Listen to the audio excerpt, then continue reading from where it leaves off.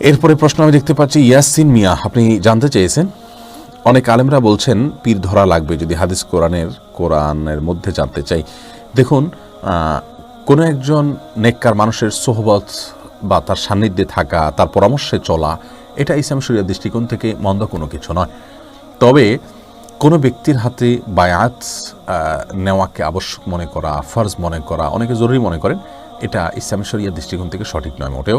বরং যদি কোনো এক ব্যক্তির হাতে অঙ্গীকারাবদ্ধ হয়ে তার সকল আদেশ নিষেধকে মানাটাকে অপরিহার্য করে নেন, এমনকি তিনি মন গড়া কোনো নির্দেশও যদি দেন, কোরআন হাদিস বিরোধী কোনো নির্দেশও যদি দেন, সেটাকেও যদি মান্য করাটাকে জরুরি মনে করেন, তাহলে এটা পীর ধরার নামে হোক আর যে নামে হোক, এটা জায়েজ হবে না, গুনাহ হবে।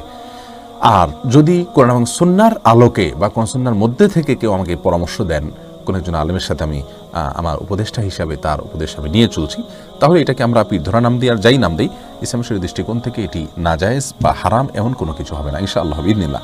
তবে হ্যাঁ, সাহাবা ইকরাম রাদিয়াল্লাহু আজমাইন তারা রাসূল করিম সাল্লাল্লাহু আলাইহি ওয়াসাল্লামের বায়াত নিয়েছিলেন, এবং এই বায়াতটি আপনার ছিল শিরক থেকে বায়াত, গুনাহ থেকে মুক্তির বায়াত, ইত্যাদি ইত্যাদি।